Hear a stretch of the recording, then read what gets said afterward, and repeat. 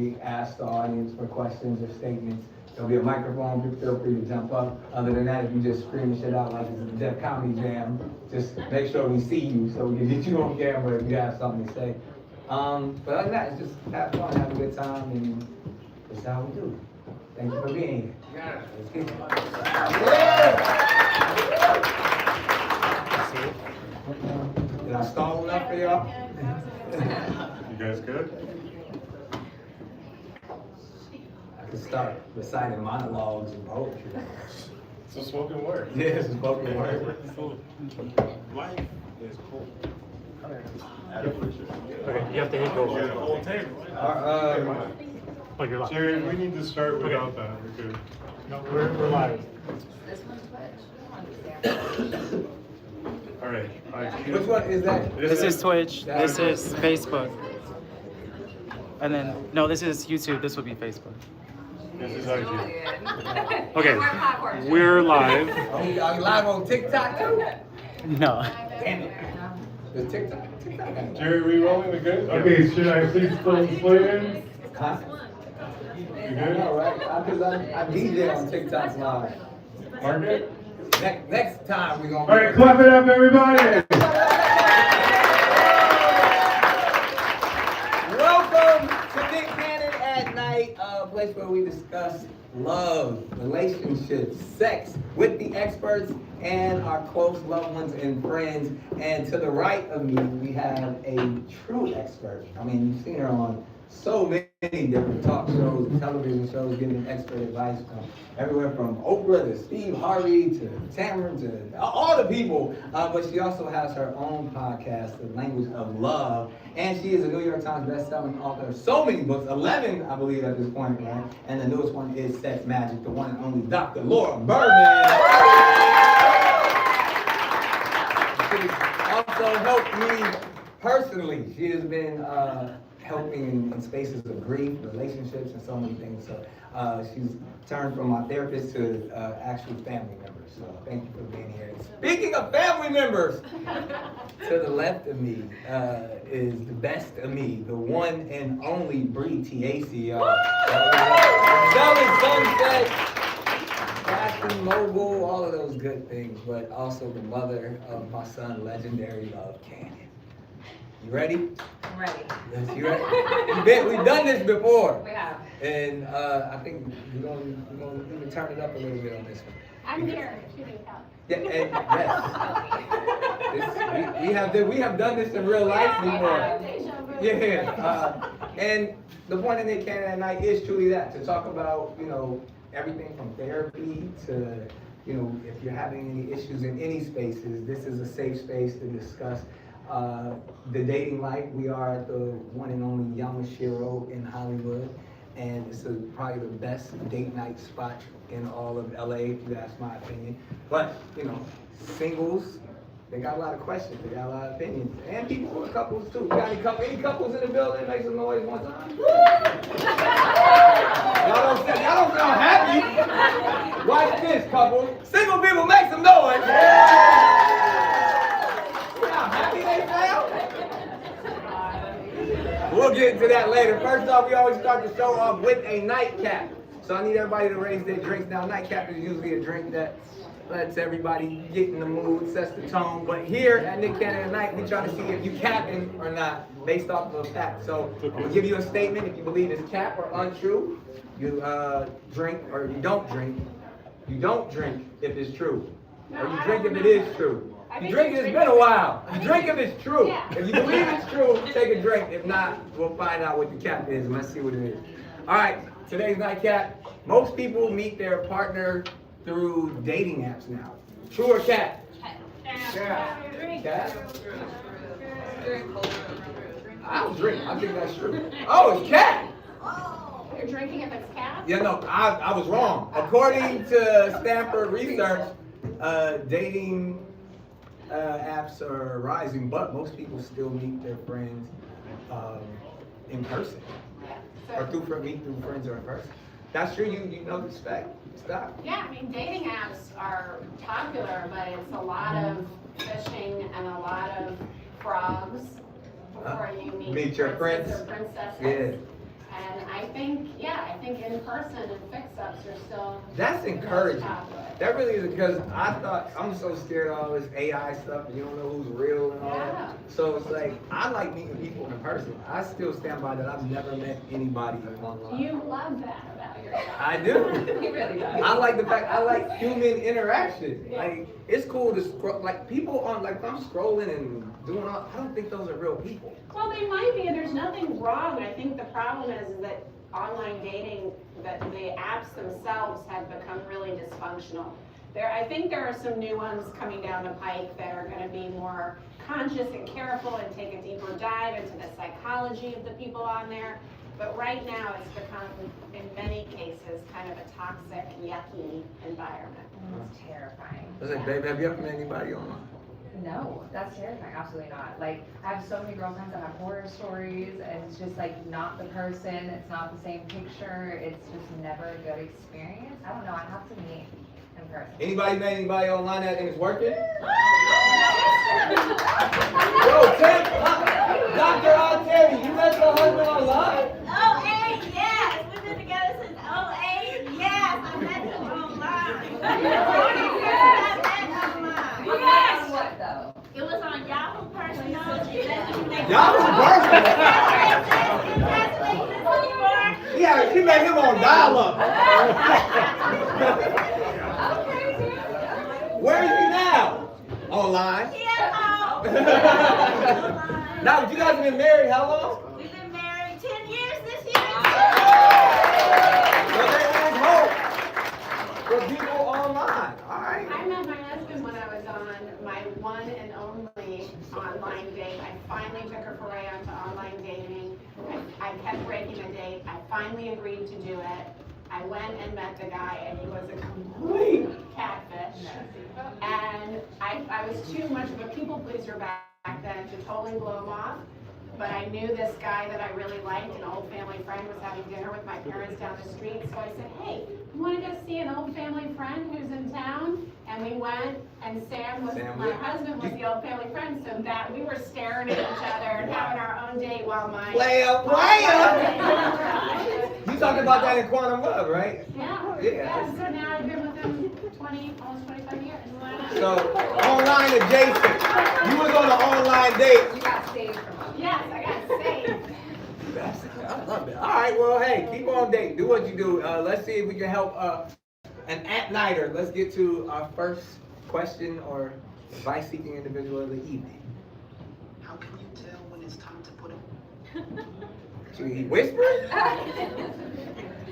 You can talk loud, player.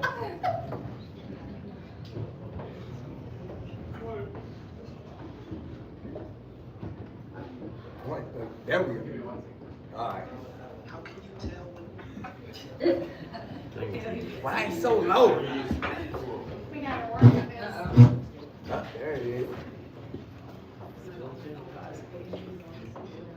The pressure. So we also are live on all social media right now.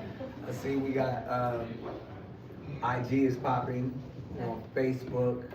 Since you met her baby daddy on Facebook 14 years ago and 5 kids. Look at that. Wow. All right. How can you tell when it's time to put up your player card? That's the real question that I want to know. All right, gangster. Well, it seems like you still got yours. Off in the dark bedroom talking into your phone. So, yeah, it seems like his card will expire a long time from now. Again, Doc, you're the expert, but as a former player, I believe there is no right or wrong time. It's when your spirit kind of lets you know that you're in a space, because I know gentlemen that are older than me that are still outside. They're still in these streets, and they'll be that way forever. But I also know young men that are younger than me that are happily married and very content in their scenario, and it's really about what's fulfilling for you. Obviously, I got a lot on my plate, so I don't really You have... got no room to be a I player. don't. That should be an album title. No room to be a player.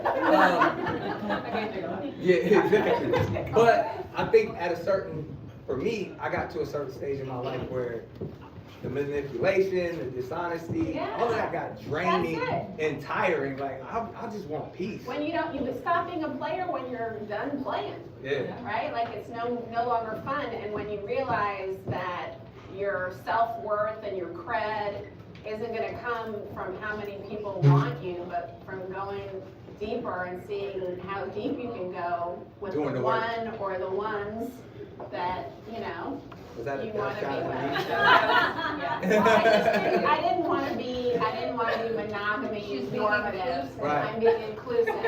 Because, You're conscious and that's the non-monogamous thing, lifestyle. yeah, we gotta talk about what the true definition of a player is, because I think there's a negative connotation that you could look at it to where you're playing the Well, field that's and what it being. means. This means you're out of integrity, you're manipulating people. You can't tell the doctor. We're in the But streets. that doesn't mean you were a player. Because some people just like, I I mean, had a good run. yeah, she's a player. Yeah. I had a good run, and then I was like, I'm bored. Okay, I'm over it. I'm good, and I was over. That's a good question too, because we talk about that often between like men and women players. Any women consider themselves players in Oh, here? there are tonight? tons of women players. See how they, now watch this. Where my players at? Fellas, make some noise. Like guys take pride in it. Yeah, those Where women women will actually be players and be better players, but won't overtly let people know that they're doing the same thing that men are doing. I think I would find it exhausting. But I think if it's something that gives you energy and you have fun with it and it builds your self-worth, it works for a while, but eventually I think everybody gets tired of it. And I think it just gets to a space where it really becomes draining. And you know, when you're a parent, when you're really focused on your career, you're like, I don't want to be trying to juggle and manage, you know, other people's emotions and especially because there is a level of manipulation. Well, that's the thing. You can date a ton. I mean, I've been through periods where I dated a ton of people. I wasn't committed to any of them. Lots of them wanted me to commit to them. I would date one and go on a date with the next one, and a few hours later, you know, but I don't consider that being a player because I wasn't pretending that I wanted anything other than what I was doing. See, but then you're going to that space where you're saying like, being a player is, I don't think being a player is necessarily dishonest. I just feel like it's a lot. It's just, well, then, I guess it's how you define being. Because to your point, You're playing with if people. you're dating multiple people and you're honest about it, you're still a player. No, I don't. I think you're just. If I got 10 situations, I'm a player. Even if they all know about it, I'm me. That's how I moved all my life. Yeah. But it's to a place where I was never, but when it got to a place where I had to lie to somebody and I was like, I can't do this anymore because I'm not being That myself. to me is when you cross into player. That's when you're a fuck boy. That's different. Yeah, a fuckboy is when. A fuck boy and a player is not the same thing. Wait, what? If money is exchanged to a pimp. No, but I'm saying it's really, and like if we're gonna get all the way into it, male or female, when you're someone that a lot of people desire, you can have your lay of the land and kind of design it the way you wish to design it, and it's a lot easier to be honest in those scenarios. And people think that's player, but I don't think that's player, if you're honest, but that's just me. Really? I think that's. You're the expert. I mean, look, I'm not an expert on the definition of player. Maybe somebody can look it up in Webster's dictionary and see what the definition is. But you guys tell me, is a player? because I think the root is play. Say yes if you think a player is manipulative and. All the women, every woman in here said yes, except Free. I'm working on myself. Real ones tell the truth. The real player tells the truth. Real my ones man. tell the truth. I Exactly. feel like I'm a player. That's You tell the truth. You tell the truth, man, and whatever comes, comes. That's Yeah. that's part of it. I think that's great. So we need a new definition for the real one. Yeah. Yeah, facts. All right. Well, hopefully that helps you out, player in the room, player in your bedroom by yourself. Keep playing in these streets. Dr. Berman. All right, let's see who's next on, or who else we can help out. Is this one a text question? Nope, another video. Another video. Hey Nick at Night, my name is Yana, and my relationship question is, how important is it to establish what giving your partner grace is, and how important is that to the relationship?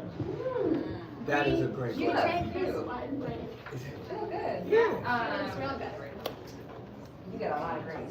I do. You Thank you. get a lot of grace. I appreciate you. I think that's also from grace for myself, because I'm not gonna deal with it. Like, I think there's grace, and then there's boundaries, and then, it's right there, playing that field. But I mean, I think everyone deserves grace, and as long as you're being respected and being heard and everything's being addressed, then you deserve some grace, and like, correct it. As someone who is in need of a lot of grace, Yeah. it has to be, you have to like deserve it. Like, cause if somebody just gives you grace and you still gonna be fucking up, then now you're taking advantage And of that's it. tolerance, not great. Like, I think there's a difference between, I don't think a relationship can last unless you are willing to give each other grace for all kinds of stuff, and give yourself grace, right?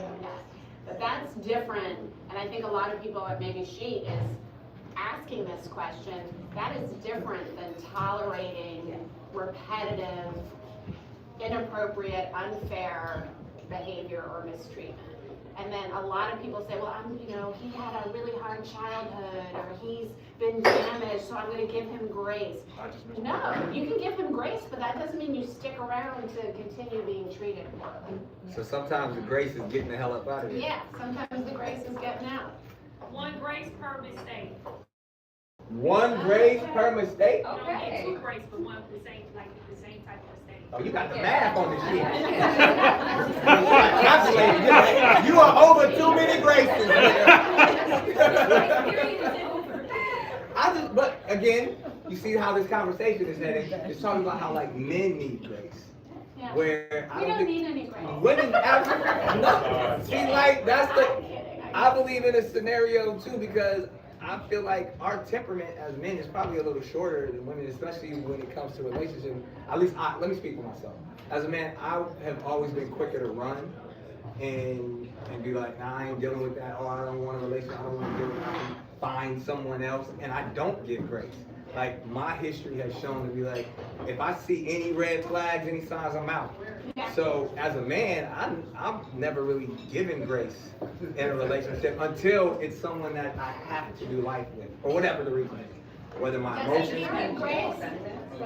No, it is a jail sentence. No, but I'm saying when that I'm choosing to make this decision to Because you're say. choosing to stay. In order to stay, you have to give grace. If we made a commitment for whatever reason that commitment is, then you can get all the grace you need because I've dedicated my life to you, and we're gonna rock forever. But if I'm not at that level, if we just dating or if it's casual, I'm out. Like soon as I see you doing wild shit and me in my car going through my phone, I'm like, I'm done. You wouldn't start necessarily a relationship with someone like that, but if you're in a relationship and committed to that relationship in whatever form it's taking, grace is required. And grace can be different. Like the grace I give my husband is different than the grace he gives me because we both screw up in different ways.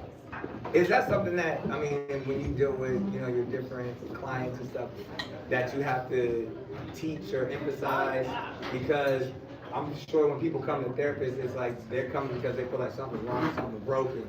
Yeah. And they're not necessarily looking to fix it. No, they don't have any grace. I mean, one of the biggest things is remembering that you're allies, right? That's where grace comes in. And when there's been a lot of disruption in the relationship or a lot of discord or very often infidelity in a monogamous relationship, then that's where grace has to come in. And it's not just so, I see it most in the couples, in the monogamous couples where there's been an infidelity. The cheater obviously needs some grace. No, they don't. If they're going to stay together, and there's requirements, I can give you a whole, I won't go down the rabbit hole with that unless you want me to, but if they're going to stay together, there ultimately needs to be some grace given in order to forgive in a reasonable, respectful, make sure this doesn't happen again kind of way. But I find that the cheater often has to give the one that was cheated on enough grace for their pain. For the trauma. Yeah. I have experienced that. Yes, I that. have experienced that to where I've mistreated somebody and then, You want them to get over it. yeah, I'm like, look, I fucked up, I'm sorry. And then they're like, nah, those triggers, those things Yeah, you still. gotta give them grace. And then I have to do the work and understand that, you know. Or a Chanel bag. Not a Chanel, Birkin. but will Chanel get you out of cheating? Yeah. Birkin's work. Birkin? Birkin. It's good to know. There's your advice. If she cheats, she can stay wherever she at. Oh, you got somebody hurt you. Somebody hurt you. He cheat, he can stay where he at. Yeah, he got cheated on. I hear you. All right, well, let's see what else we can help out. This one is a written submission, I believe. Just hold. Hey, as a single guy, what is the best way to ask a girl out on the first date? What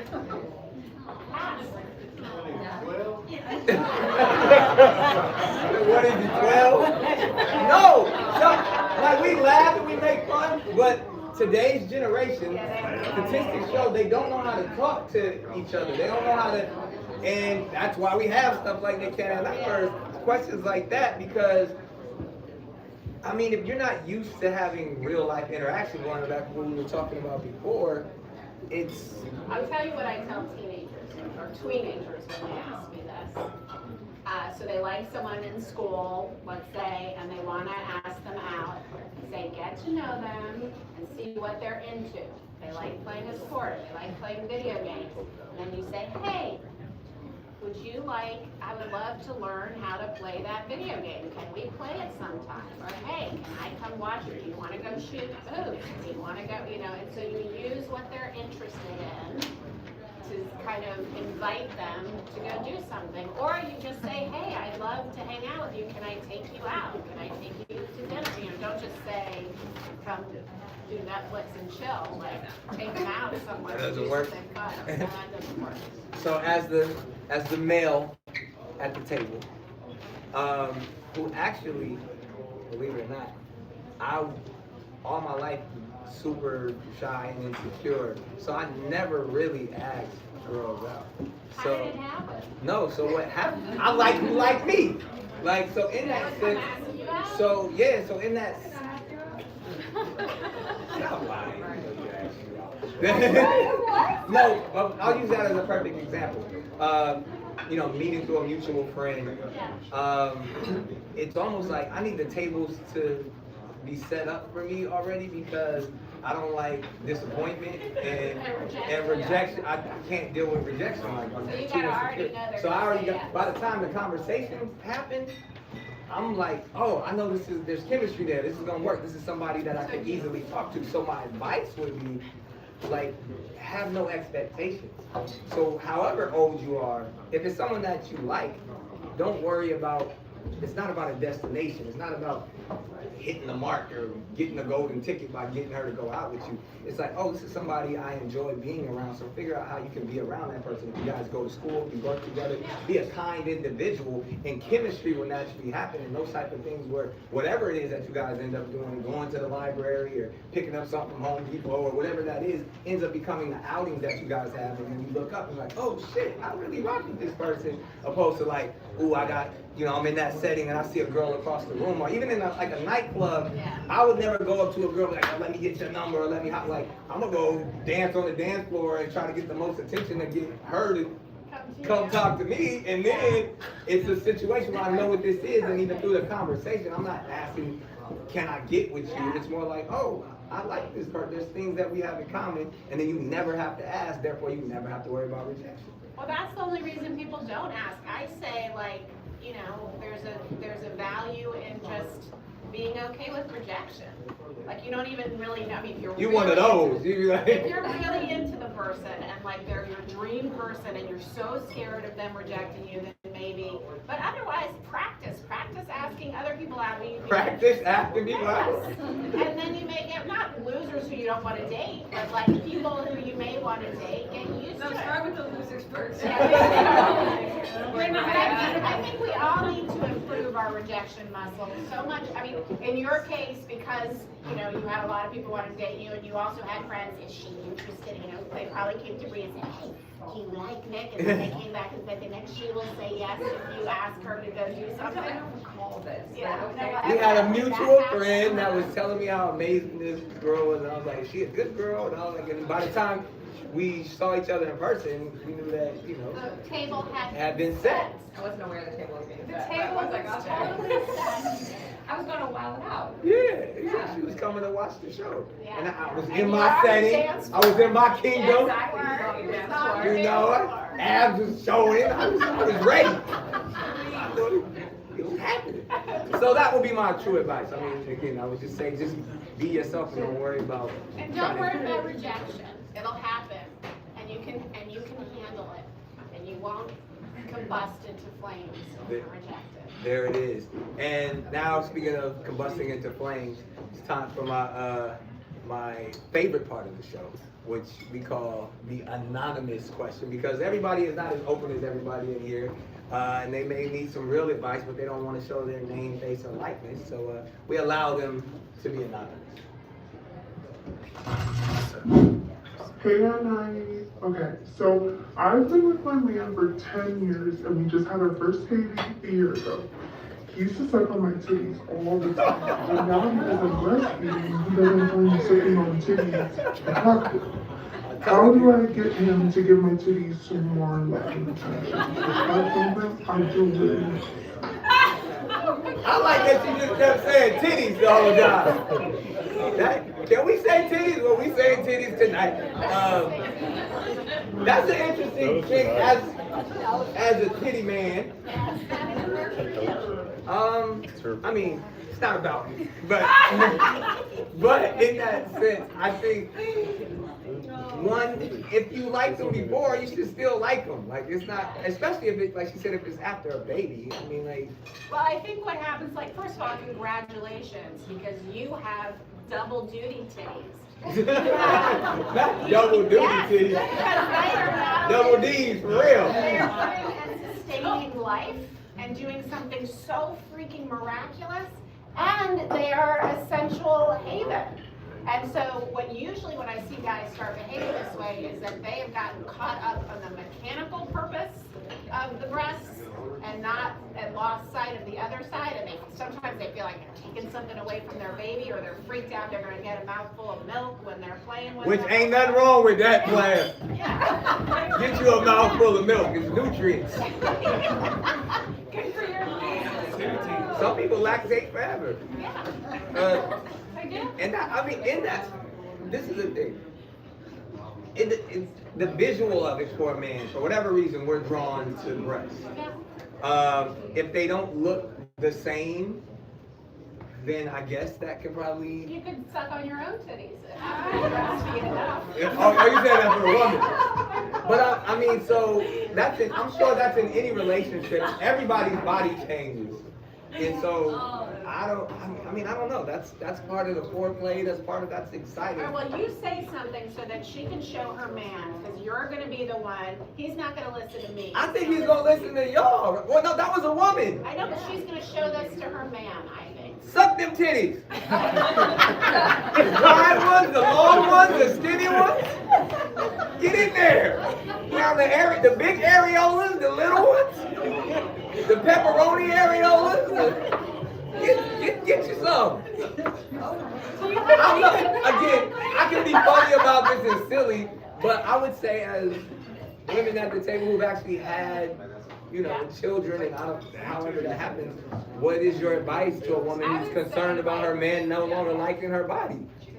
I think you have to have a conversation about it. I think you can, talk to him about it, and also maybe, plan it where he plays with them after you've breastfed, so there's no. Well, I feel like the first thing is what is the real issue here? Is it weirding you out that our kid is, because I'm actually breastfeeding, seeing it? Do we eliminate seeing it? Is it something like? Is it that, you only see me as a mother now and not all of it says a bigger conversation, and then explaining this is important to me, this is what gets me off, and giving you a hot dog, I think that's they'll be like, you oh, won't wait a suck minute. my titties, I won't suck your. Oh, it really like that? Yeah, if it comes down to it, you always have that. I told you, man, suck them titties. My thing too, I thought, see, I wasn't looking at it that way. You guys took it, I thought like visually, he no longer, like something happened, like they started sagging or something Well, after if the she's still kids. breastfeeding, they're probably pretty, it's usually. First of all, those are when they ripe, Yeah. like when That's it's what like, I mean. when it's full of milk. It's after the fact. Yeah. And then they get, yeah. Hey, if it's a long titty, throw it over her shoulder. Keep it going, player.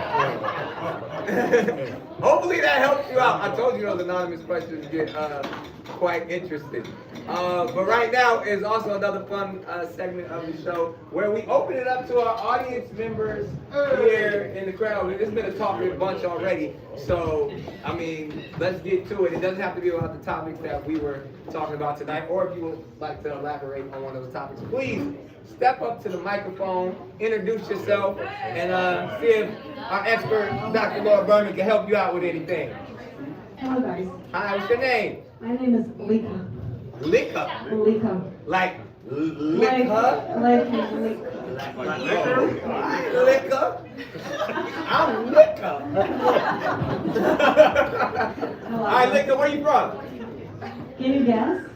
Where? Oh yeah. Ukrainian. Oh! Where are you from? I'm from Russia, but I lived here for 20 years. I still have an accent. Oh, amazing, amazing. I'm an American citizen. Alright, hey, good job.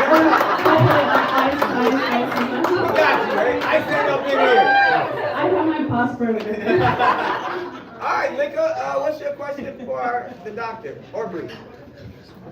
So guys, do you think who has more power in a relationship? The one who loves harder or the one who can walk away anytime?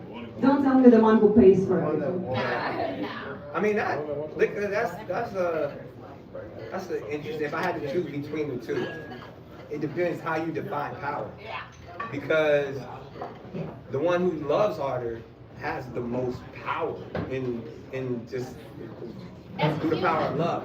But in that relationship, the person who can lead has the most control. There's a difference between control and power. I would rather be the person that loves harder because I'm loving for me, not for the scenario.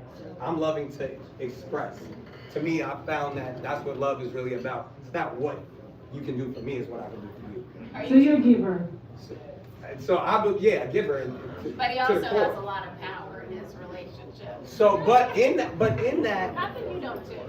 it's more about, I choose to love. I don't care what your reaction is to my love. So whether you go or stay, I still felt like I did what I was supposed to do by being the lover I was supposed to be. So that, to me, is where the power is. Are you talking about the power to like stay safe and not have your heart broken and not be left? Exactly. Okay, so then it's who's safer in the relationship, and if the question is who is safe, who is ultimately emotionally safer in the relationship, it's gonna be the one that can walk away versus the one who's open-heartedly loving harder. But I will say that like, you don't have to, it doesn't have to be one extreme or the other. I think you have to be in choice in your relationship. If you feel like you are gonna turn into dust and be literally unable to survive without your partner, you never have any power. I'm not saying you wouldn't curl up into a ball and be devastated if it ended, but ultimately you would be okay. So I think it's really important to feel like you're always in choice. As a recovering codependent, I have done that every day when I give my husband a hug. I literally, it's a habit to just say, I choose you today inside my head. Because for me, always reminding myself that I am in choice and I'm okay no matter what allows me to get my needs met. If you're not in choice, you can't get your needs met. So what is a recovering Codependent? mean? Well, codependency is like an addiction. You got a little codependency in you. I do? Yes. Please expound. Codependency is where you're emotionally dependent on, I'm not okay if you're not okay. I need to control how you feel because how you feel affects me it's too hard for me to, I can't handle Isn't that a good thing? Isn't that called empathy? No? No, empathy is I can feel what you're feeling. I can understand it. I can even put myself in your shoes. But I'm still gonna be okay, even if you're not okay. That doesn't mean I won't be sad for you and I won't want to help you. But if I'm not okay unless you're all good, then I'm always dependent on you being all good. I'm gonna end up manipulating you. I'm gonna end up making sure you don't leave me. I'm gonna end up not being my true authentic self.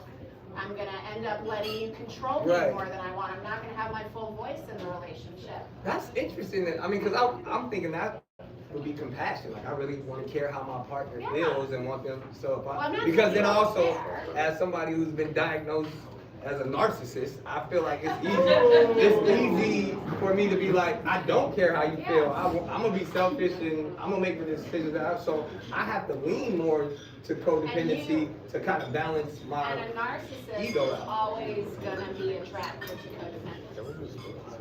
Narcissists is attracted to codependent People who tend towards codependence. Yeah, because So I'm attracted to myself, like a true narcissist. because they'll put up with your stuff. You know, they'll put up with it. I guess, I mean, see, that's look, I learned something too today, because I was thinking from that aspect of, I want to. It's like a form of love addiction. Right. But why is that wrong? To be addicted It's to only love? wrong if it controls you. Anything that controls you and doesn't allow you to be your true authentic self, have a voice, and get your needs met is not healthy. And if your mood and well-being is at the effect of someone else's mood and well-being, and you can't hold your own center, regardless of what's going on with your partner or even your kids, you can be codependent with your kids. You're really like a ungrounded electrical cord whipping all over the place. But that, again, is the purpose of settings like this, where you can hear different perspectives and understand, because you helped me. You've helped me many a times, but even in that conversation, because it helps to find that. So hopefully that helped you. That helped. Help me. I definitely want a session with you. There it is. Thank you so much. Y'all give it up for Liquor one time. And of course, as always, Nick Cannon at night. When we get at night, I have to go outside and see what they're talking about. And I think this is gonna be an interesting one, because we were talking about this earlier. Let's see what they was talking about outside. How to be a player at night? How can a woman be a player? Just how y'all be players, same way. Same way. So you got a lot to do. It's the same way. So tell me about your roster. How many you got on your roster? I have a good little three. Three. You got a three? Oh, biscuit on the side. That's not too much. You can handle that. I have a favorite. Okay, you got a favorite. And then the second one, I'm like, okay. Yeah. And then the third one got some money. And I'm like, That's a little sugar daddy. That's how I work. You play the player. I understand how you get down. Alright, so would you call yourself a player? Yeah. Would you call yourself a player? it depends. Why would it depend? He was emphatic about it. Well, because if you're in a relationship and you're not married, Then you out here in these streets. I'm not gonna say you're out here in the street. But that's what I'm saying. You said it depends if you're a player. What does it depend on if you're a player? I guess if you have friends, right? Multiple. You can have multiple friends. Tell your friends to be my friends and we can all be friends. You see, that got that nigga in court.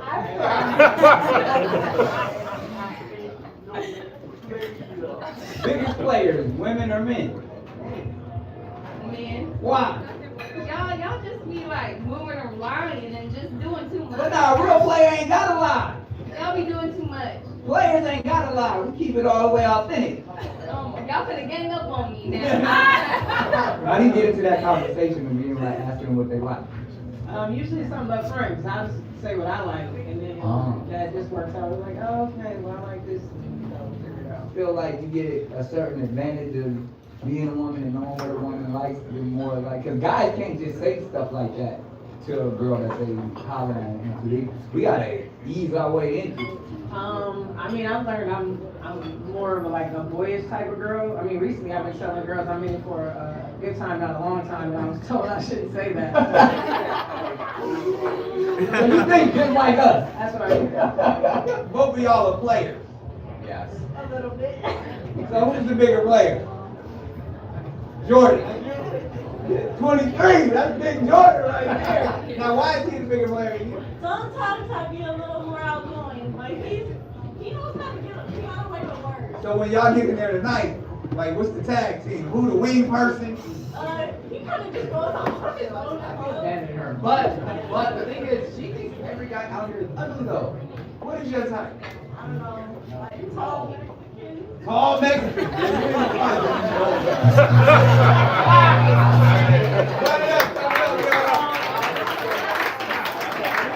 Well, this has been an amazing episode of Nick Cannon at Night. We want to thank our guest, the one and only Dr. Laura Berger. Like, subscribe. We're going to take a break. We out of here, y'all. Peace. Thank you for coming.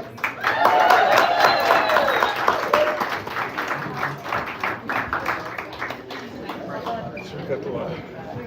Good stuff. Yeah, let's go. First session now, y'all. Good job. Wait, cut the live or? Yeah, let's cut the line. Yeah, do it on your end.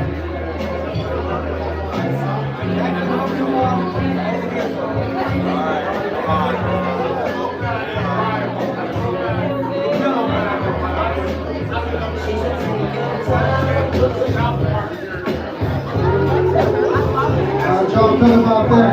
Make some noise for the first episode. Y'all feel good? Alright. We got 2 more episodes. Y'all got energy for us? 2 more episodes. Y'all gonna stay here? No, don't leave. Don't leave.